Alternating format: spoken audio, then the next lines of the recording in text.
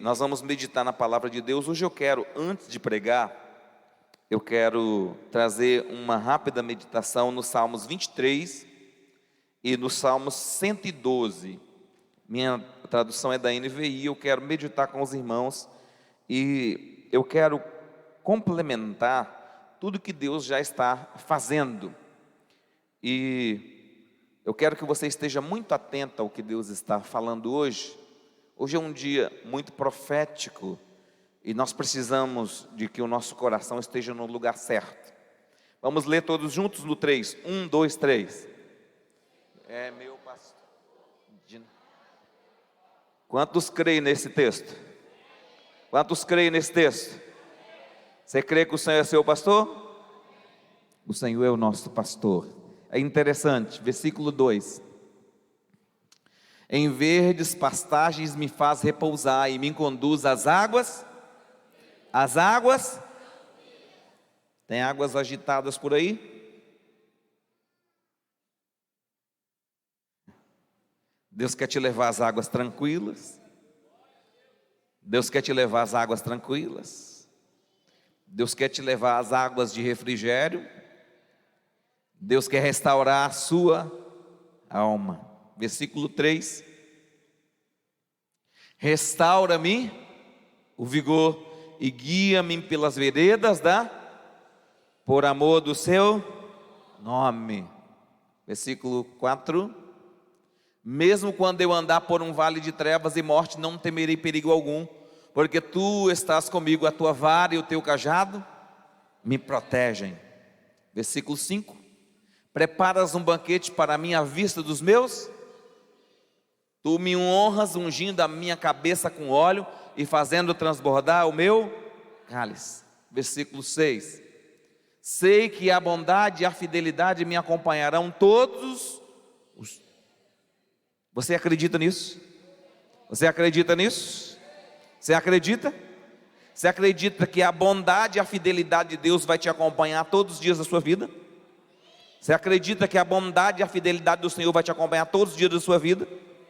Independente de quem esteja no poder, independente de quem esteja governando, independente da economia, independente dos problemas, bondade e misericórdia de Deus virão sobre nós. Por quê? Porque o Senhor é o nosso, independente de qualquer coisa, o nosso pastor vai prover para nós pastos verdejantes, águas de refrigério, lugar de tranquilidade e não de agitação, águas tranquilas e não águas turbulentas, porque nós escolhemos o Senhor como nosso pastor, e Ele é quem nos guia, Ele é quem nos protege, e Ele vai preparar uma mesa para nós, na presença dos nossos inimigos, e Ele vai derramar a sua unção, ungir com a sua unção a nossa cabeça, e vamos transbordar da unção do Senhor. Bondade e fidelidade nos acompanharão, bondade e misericórdia do Senhor nos acompanharão, todos os dias da nossa vida. Agora, quem escreveu esses salmos? Davi. Quando você estuda a história de Davi, como é que foi que ele terminou os dias dele?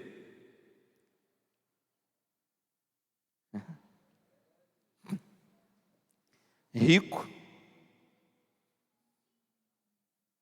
farto, próspero, abençoado, não lhe faltando nada, e Deus o protegeu todos os dias da sua vida. Deus o protegeu todos os dias da sua vida. Então, nesta noite eu quero dizer para você que o Senhor é seu pastor. O Senhor é o nosso pastor.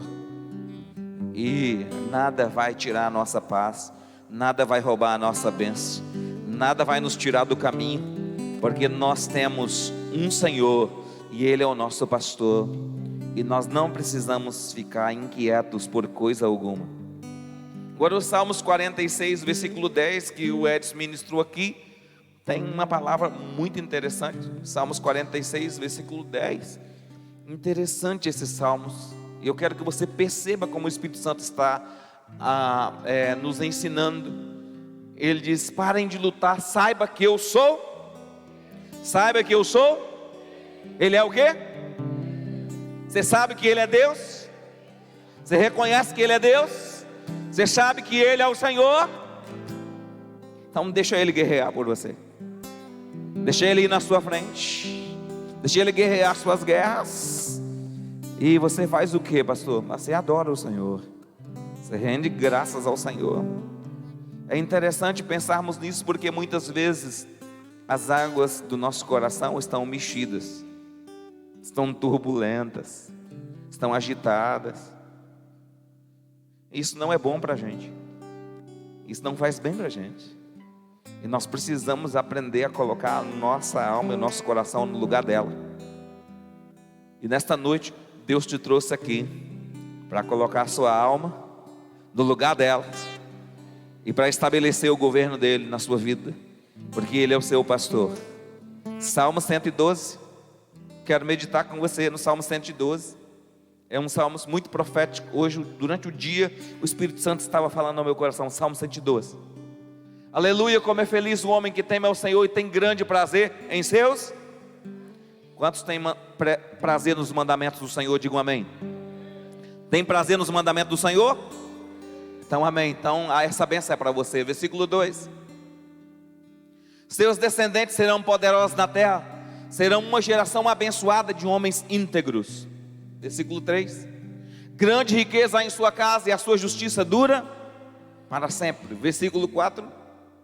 A luz raia nas trevas para o que é íntegro, para o que é misericordioso, compassivo e justo.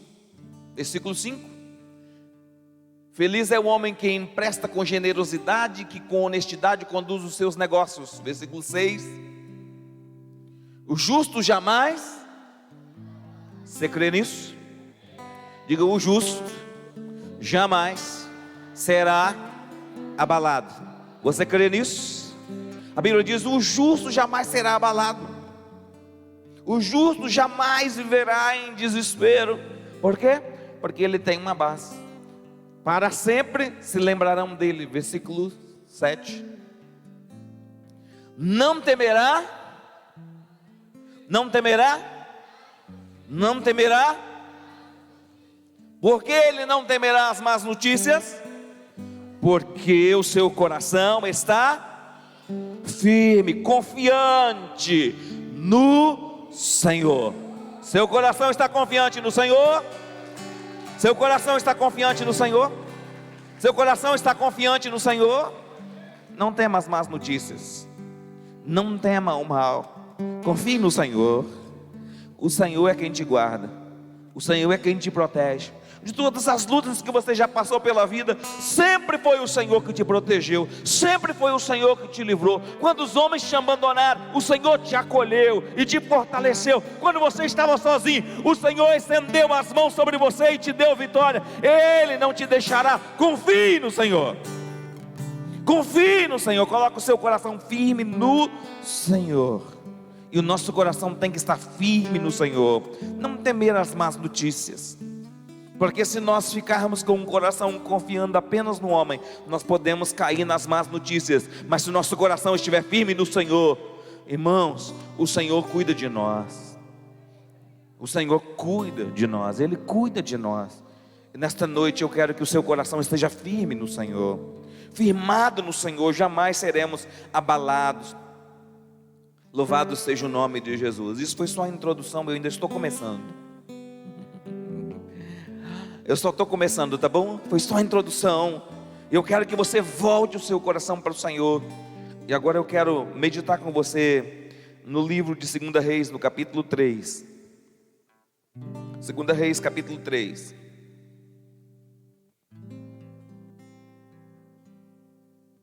Quero meditar com você e eu quero te trazer uma palavra.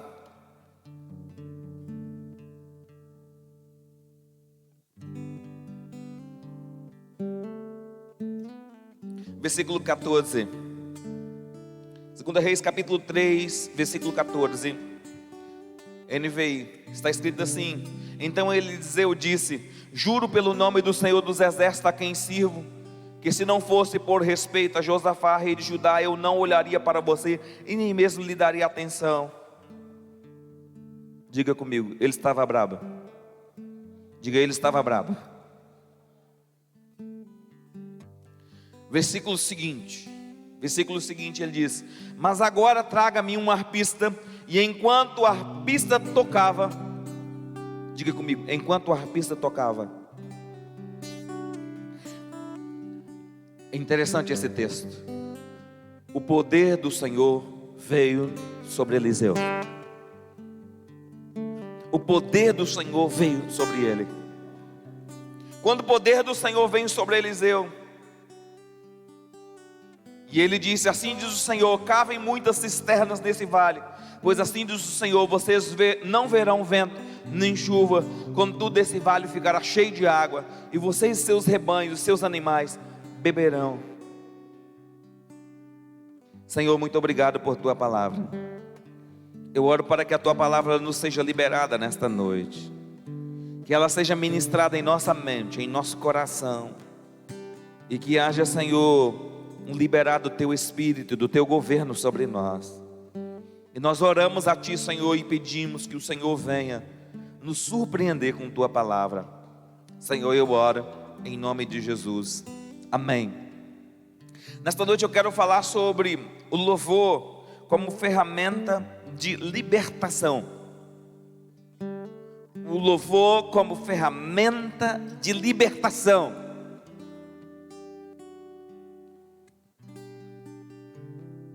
Quando nós olhamos para esse texto, é um texto que conta a história de Jorão, rei de Acaz, Josafá, rei de Judá, e o rei de Edom, que foram à guerra contra Moabe. E a Bíblia diz que depois da morte de Acaz, Jorão começa a reinar em Israel. E na medida em que Jorão começa a reinar, Mesa, rei de Moabe, que era devedor do rei de Israel, lhe pagava 100.000 cordeiros por ano e a lã de 100.000 carneiros por ano, lhe pagava tributos ao rei de Israel. E na medida em que Acabe morre, Jorão diz: olha, eu não vou pagar mais as minhas dívidas, e se rebelou contra o rei de Israel. E o rei de Moabe então decide, o rei de Israel decide ir em busca dos seus bens, dos seus créditos, e ele vai à guerra, e ele convida Josafá, rei de Judá, um homem temente a Deus, e ele convida o rei de Edom para ir com ele à guerra, e diz a Bíblia que eles entram num deserto, porque o rei de Israel perguntou ao rei de Judá: por qual caminho iremos à guerra? Ele diz: iremos pelo caminho de Edom, pelo caminho do deserto. E diz a Bíblia que eles entram no deserto, e depois de uma caminhada de 7 dias, os rebanhos se encontram sem água para os cavalos, para todo o exército. E era um exército muito grande, havia milhares de homens lá no deserto, e eles estão em aperto, e a água acabou. E quando a água acaba, então Josafá, que era um homem muito experiente em Deus, diz assim: não há aqui algum profeta do Senhor para buscarmos uma direção de Deus para esse caos que estamos vivendo? E um dos conselheiros do rei diz: aqui tem Eliseu, que era servo de Elias, experiente nas coisas espirituais, ele pode nos apontar um caminho no meio do deserto. E Jorão era adorador de deuses estranhos, e Eliseu adorador do Deus verdadeiro. E quando Eliseu vê a presença de Jorão, Eliseu fica mal, e a Bíblia diz que Eliseu fica brabo, porque Jorão não temia o Senhor. Jorão entra numa guerra, e quando ele está perdido na guerra, ele então vai buscar conselho do Senhor só depois que está perdido. E Eliseu é a pessoa que está lá no deserto, e ele não tem nenhuma tecnologia, ele não tem nenhuma ferramenta, não existia nenhuma tecnologia capaz de direcionar um caminho. E às vezes nós estamos assim no deserto, e nós não temos ideia do que fazer. Às vezes a situação está crítica, e nós precisamos que o Senhor nos aponte um caminho. Mas o Deus de Israel tem um jeito dele entrar na terra, tem um jeito dele fazer intervenção. E Ele só faz uma intervenção do jeito dele. Ele não é como os outros deuses. Ele não é um Deus de pau, Ele não é um Deus de pedra, Ele não é um Deus de madeira. Ele é um Deus vivo. Ele tem um jeito de entrar na terra, tem um jeito de fazer intervenção na terra. E eles vão a Eliseu, e Eliseu fica muito brabo com a presença de Jorão, que está buscando o conselho do Senhor, mas ele era um adorador de deuses falsos. E Eliseu fica nervoso, e diz a Bíblia que quando Eliseu fica nervoso, a unção de Eliseu vai embora, a unção de Eliseu acaba. E agora Eliseu tem que orientar, mas como ele pode orientar sem a presença de Deus? Então meu primeiro ponto para você nesta noite é a busca da presença de Deus. Como nós precisamos priorizar a busca da presença de Deus, porque muitas vezes, irmãos, situações nos tiram do sério, situações mexem com as nossas emoções. Às vezes são pessoas, às vezes são crises, às vezes são problemas. E infelizmente nós estamos hoje atravessando um dia onde muitas pessoas tiveram suas vidas mexidas. E nós às vezes não nos damos conta de que situações extras interferem no nosso sistema e rouba de nós a unção, rouba de nós a presença de Deus. E em determinado momento nós estamos como Eliseu, precisamos de buscar uma orientação do Senhor, mas a presença de Deus foi embora. Por que a presença de Deus foi embora? A presença de Deus foi embora porque Eliseu ficou mal. Ele perdeu a unção. Mas Eliseu era alguém experiente nas coisas espirituais. E a sua dificuldade nos serve de inspiração e de ensino. E Eliseu então diz: olha, realmente eu posso até dar uma instrução, só que tem um detalhe: como eu vou dar instrução sem a presença do Senhor? Não posso instruir. E suas emoções estão gritando, suas emoções estão mal, porque ele não tolerava a presença do rei de Israel, não tolerava a presença daquele homem. A presença daquele homem fazia mal para Eliseu, porque Eliseu era um profeta.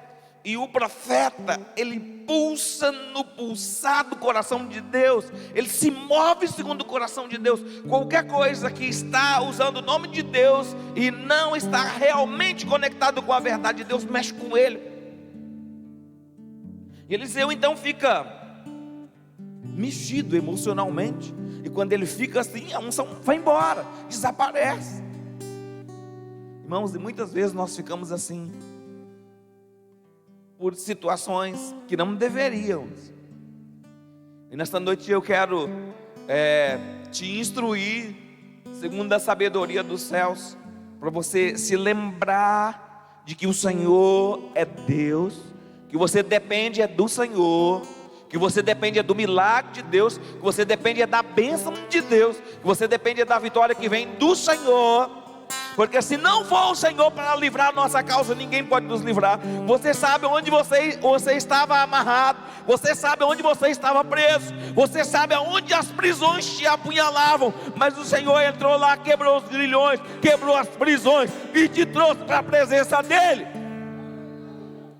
Você não foi comprado com ouro ou prata, você foi comprado pelo sangue de Jesus Cristo, o Cordeiro de Deus. E a sua vida agora pertence ao Senhor. E qual é a sua maior necessidade? A presença. Qual é a nossa maior necessidade, pastor? A presença. A presença de Deus. Qual era a maior necessidade de Eliseu no deserto? A presença de Deus. Ele precisava da presença de Deus. E é interessante que Eliseu sabe da importância da presença.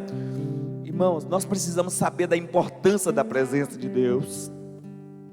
E nós precisamos valorizar a presença de Deus mais que qualquer coisa. Mais do que cargo, mais do que carro, mais do que casa, mais do que dinheiro, mais do que trabalho, mais do que qualquer coisa. Você pode viver do jeito que você quiser viver, Mas a vida só será a vida com a presença de Deus. Vida que é vida na presença do Senhor. Porque você foi criado por Deus. E tem um DNA de Deus aí dentro de você. E você tem que se reconectar com esse DNA de Deus que está aí dentro de você. Lá no ventre da sua mãe o Senhor te escolheu, te nomeou. Ele escolheu você para servi-lo. E servir a Ele é que te faz vivo. Servir a Ele é que te coloca de pé. Você deve estar se familiarizado com a presença. E você tem que ficar apercebido de situações que te tiram da presença. A presença de Deus é o que é mais importante. Levante a sua mão e diga: vem, Senhor, derrama da tua presença, manifesta a tua presença. Eu preciso da tua presença. Vem com a tua presença em minha vida. Perdoa os meus pecados. Entra na minha vida, Senhor. Eu preciso desesperadamente da tua presença. Quantos creem? Aplauda ao Senhor.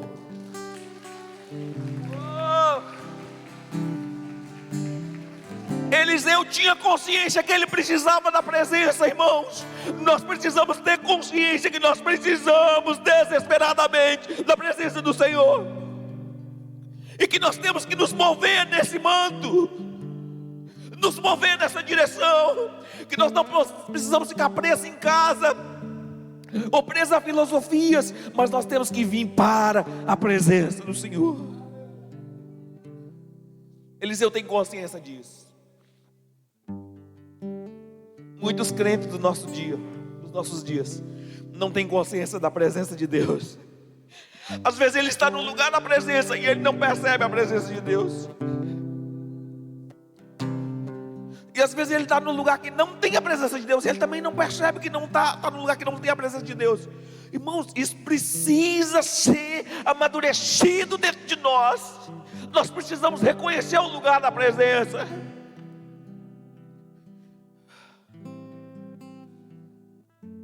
Nós precisamos identificar o lugar da presença do Senhor.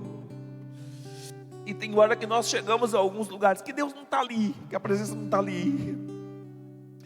Eliseu sabia lidar com isso. Nós precisamos saber lidar com isso, irmãos. Porque nós fomos ungidos pelo Espírito para viver na presença de Deus. A presença de Deus é mais importante do que o ouro. Mais importante do que a prata, é mais importante do que a água, é mais importante do que o alimento. A presença de Deus é mais importante do que tudo. Você não veio aqui hoje por acaso, você veio para buscar a presença do Senhor, você veio para se render à presença de Deus. E desde o início do culto eu estou vendo Deus se mover no meio da igreja. E Deus está chamando o povo para buscar sua presença. Porque muitas vezes nós não reconhecemos que precisamos da presença de Deus. Mas sem a presença de Deus você não dá um passo. E não é questão de dinheiro, você pode ter o dinheiro que for. Se você estiver sem a presença de Deus, a vida não é vida. Um casamento não é casamento sem a presença de Deus. Ele é qualquer coisa, menos casamento. Casamento é quando a presença de Deus está entre o casal. Eliseu sabia reconhecer o lugar da presença. Nós precisamos saber reconhecer o lugar da presença. E Eliseu entende que ele não pode dar um passo sem a presença de Deus. A presença de Deus precisa estar com você. Você precisa perceber quando a presença de Deus está agindo. E para que direção Deus está soprando sua presença. Mas muitas vezes nós estamos tão mal, situações nos tiram da presença de Deus facilmente, e às vezes ficamos descompensados. O meu temor é que coisas estranhas, ou coisas que aconteçam na política, ou coisas que aconteçam na economia, te deixe estranho.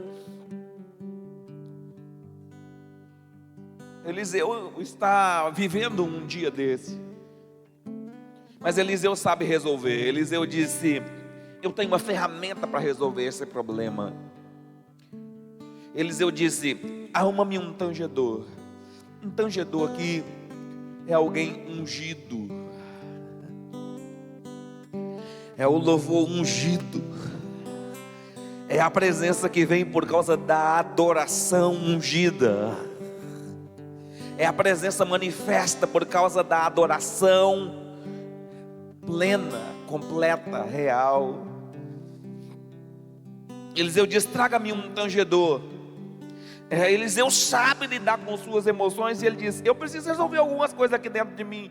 E ele diz: um músico, um tangedor ungido é uma ferramenta. A adoração é uma ferramenta para consertar coisas dentro. E Eliseu diz: o tangedor precisa vir. E o tangedor vem, e o tangedor começa a tanger a sua harpa. E é interessante que o texto diz: enquanto o tangedor tangia, a unção veio. A unção tinha ido embora quando ele ficou mal, mas a unção voltou quando ele usou a ferramenta certa. E hoje eu quero dizer para você que não é diferente. Desde que você entrou aqui, Deus está tangendo para trazer a presença, e Ele está dizendo: você precisa da presença. E Deus fez isso nessa noite para que você se encha da presença dEle, porque Deus sabe que você precisa voltar para a presença. É uma adoração que traz Deus, porque Ele é grande, Ele é Deus, e Ele está buscando corações assim quebrantados, que vêm para a presença dEle e o adora em espírito e em verdade. Em espírito e em verdade, quebrantado diante do Senhor. Eliseu entende isso, mas isso está na Bíblia toda, tá bom, irmãos? Está na Bíblia toda. Lá no livro de 2 Crônicas, capítulo 20, nós lemos a história de Josafá, que vai à guerra contra Moabe. E outra guerra, não é essa. E diz a Bíblia que quando ele vai à guerra, vem muita gente contra ele, que ele não conseguia lutar. Eu não vou ler o texto todo, porque a hora não permite, tá bom? Não permite. Mas você conhece o texto, e diz a Bíblia que ele então ordena, depois que ele passa em revista a tropa, ele ordena que adore ao Senhor. E Deus disse em 2 Crônicas capítulo 20, os versículos 21 e 22, especialmente o versículo 22, que quando eles estão adorando, uma coisa estranha, maravilhosa acontece. Depois de consultar o povo, Josafá nomeou alguns homens para cantar ao Senhor e louvar pelo esplendor da sua santidade, indo à frente do exército, cantando: dei graça ao Senhor, pois o seu amor dura. Versículo 21, 2. Quando começaram a cantar e a entoar louvores, o Senhor preparou emboscada para os homens de Amon, de Moabe e de Monte Seir, que estavam invadindo Judá, e eles foram derrotados. Como os inimigos foram derrotados? Quando o povo de Deus adorou. Quando você adora, Deus coloca em confusão os inimigos. Eu quero dizer para você que às vezes o inimigo está do lado de fora, e às vezes o inimigo está do lado de dentro. Porque às vezes nós estamos tão mexidos que o inimigo está do lado de dentro. Ele ganhou muito espaço dentro de nós por causa das nossas emoções doentias. Mas esse é um princípio das Sagradas Escrituras. Se você adorar o Senhor, e se você usar o louvor como arma de guerra, nenhum demônio vai prevalecer, nenhum inimigo vai prevalecer. E quando eu falo inimigo, é qualquer coisa que vem para te perturbar, qualquer coisa que vem para tirar a sua paz, qualquer coisa que vem para roubar a sua saúde, qualquer coisa que vem para te trazer problema. Deus vai derrotar esses inimigos quando você adorar o Senhor. E nós precisamos usar o louvor como ferramenta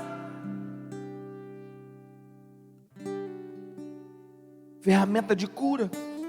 E é interessante que você percebe que esse louvor usado por Israel, ele é um louvor que vai levar a um ponto. Ele leva a um ponto. É interessante que esse louvor vai levar eles para adorar o Senhor de maneira tão específica, para que eles se sintam melhor. Em 1 Samuel, no capítulo 16, também nos narra a história de Davi, e agora é Davi e Saul. E quando Saul é atacado por espíritos malignos, não precisa projetar o texto, tá bom? Não precisa. Davi tange a sua harpa, e diz a Bíblia que os demônios saem, são repreendidos por causa do louvor e da adoração ungida. Em toda a Bíblia você vai encontrar o louvor como um princípio de mandar o mal embora e de a luz entrar. De mandar o mal embora e de a luz entrar. De mandar o mal embora e a luz de Deus entrar, a presença de Deus entrar, a glória de Deus entrar.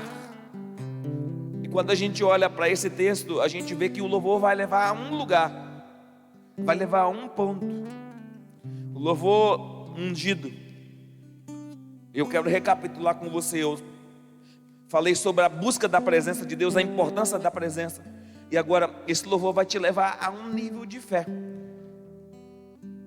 O texto básico que nós lemos de 2 Reis capítulo 3, e diz: assim diz o Senhor, cavem muitas covas nesse vale. Cava muitas covas nesse vale, porque vocês não verão chuva, contudo esse vale ficará cheio de água. Todo louvor a Deus vai te levar a uma coisa: a restauração da fé. Sem fé você não move o mundo espiritual. Você precisa de fé para mover o mundo espiritual. E o louvor é uma ferramenta de restauração, para trazer a presença de Deus e nos levar a uma fé, a um padrão de fé. Qual é a fé aqui, pastor? A fé é no Deus do impossível. Deus está dizendo: olha, vocês não verão nenhuma chuva, vocês não verão nenhum sinal. Há um deserto daqueles, contudo não precisa haver movimento nenhum, porque o nosso Deus é o Deus que pode encher esses vales de água sem cair nenhuma gota de chuva do céu. Ele pode fazer brotar da terra uma fonte para irrigar essa terra seca. Isso é fé. A presença de Deus é importante. Quando você reconhece a presença de Deus como algo importante, e você exerce louvor como ferramenta de restauração da sua fé, então você persevera nessa fé, e Deus se move e entra e traz a cura. Quantos estão entendendo? Digam amém. Então eu quero te convidar nesta noite a perseverar. Israel então persevera, e eles vão e fazem muitas covas em pleno deserto, mas não havia nenhum sinal de chuva. Diz a Bíblia que na manhã seguinte, na hora do sacrifício da manhã, porque não foi em outra hora, foi na hora do sacrifício da manhã, na hora da adoração ao Senhor, na hora correta da adoração, a água veio e entrou no deserto, e o deserto se encheu de água. Eles estavam com sede, e agora eles podiam beber. Deus disse: olha, vocês estão me pedindo apenas água, mas eu sou o Deus que faço mais do que o que vocês pedem. Vocês não precisam apenas de água, vocês precisam derrotar os inimigos completamente. Deus diz: eu vou fazer mais. Eu gostaria que você recebesse essa palavra. Deus quer fazer mais. Pastor, o que eu preciso para que Deus faça mais? Reconheça o lugar da presença, busque a presença, restaure a sua fé pela adoração genuína, e persevere em buscar o Senhor, porque Deus vai fazer mais. Deus disse: olha, quando os inimigos vierem, eu vou fazer mais. E a Bíblia diz que quando os inimigos vieram, eles estavam diante da montanha, diante do monte, e a água correu pelo monte. Só que a terra era vermelha, porque a terra de Israel é essa terra vermelha, né? E diz a Bíblia que o sol bateu naquela água, e os inimigos ficaram confusos e disseram: é sangue, os reis se mataram, olha como o sangue está jorrando. E diz a Bíblia que eles foram para Israel despretensiosos, sem se armar adequadamente, e foi a chance da vitória. Por quê? Porque Deus é o Deus que faz mais. Mas pastor, o que eu preciso aprender? Que o louvor é uma ferramenta de restauração. Davi usava o louvor para expulsar os demônios de Saul. Eliseu usa o louvor como ferramenta para ficar bem quando a presença de alguém, quando uma situação externa o deixa mal, e ele usa o louvor como essa ferramenta, ele diz: eu preciso me mover, mas onde está o tangedor? Onde está a unção? Josafá entende que é pela adoração a Deus que ele se move. Eu acho que você já pegou. Se você adorar a Deus, se você buscar a presença de Deus, Deus se move e Deus vai fazer.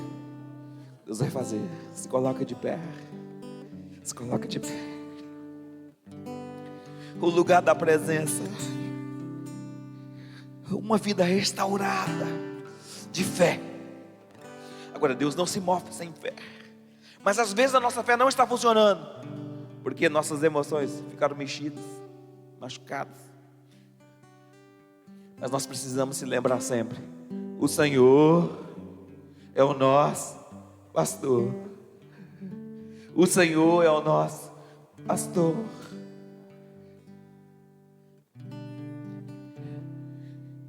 De tudo que você precisa hoje é de que o Senhor seja seu pastor. Porque bondade e misericórdia te acompanharão todos os dias da sua vida. Pastor, mas tem dias que são dias muito difíceis. Ainda nos dias difíceis, a bondade e a misericórdia de Deus flui. Às vezes nós não percebemos porque estamos muito mal. Mas quando você passa aquele tempo de crise, você olha para trás e diz: não, naquele dia aconteceu isso, aconteceu aquilo. Não foi assim tão ruim. Deus estava comigo naquele negócio lá. Mas é só depois que passa a crise que você olha para trás e diz: não, o Senhor estava comigo, eu não estava sozinho não. Porque o Senhor estará conosco todos os dias. Hoje, 2023, 2024, 2025, 2026, enquanto você estiver nessa terra, o Senhor estará contigo. Ele é seu pastor. Coloque seu coração nas mãos do Senhor. Não deixe nada te tirar da presença de Deus. Nada, nada. O inimigo quer roubar seu coração. Que a sua luta não é contra a carne e sangue. Seu problema não é com pessoas, tá bom? Seu problema não é com seres humanos. Seu problema é contra demônios. Quem te atormenta, quem te persegue, quem veio para roubar, matar e destruir, são demônios. Pessoas são relacionamentos que a gente tem, e a gente precisa seguir em frente com os relacionamentos. Os relacionamentos são mais importantes, e a gente precisa preservar eles. Até mesmo porque a política passará. Você sabe disso, né? Você está consciente que a política passará, né? Você está consciente que os homens passarão, né? Mas o Senhor permanece para sempre. Nosso coração está firme no Senhor. Nós dependemos dEle. Então Ele é quem te cura hoje. Coloque seu coração diante de Deus e adore ao Senhor.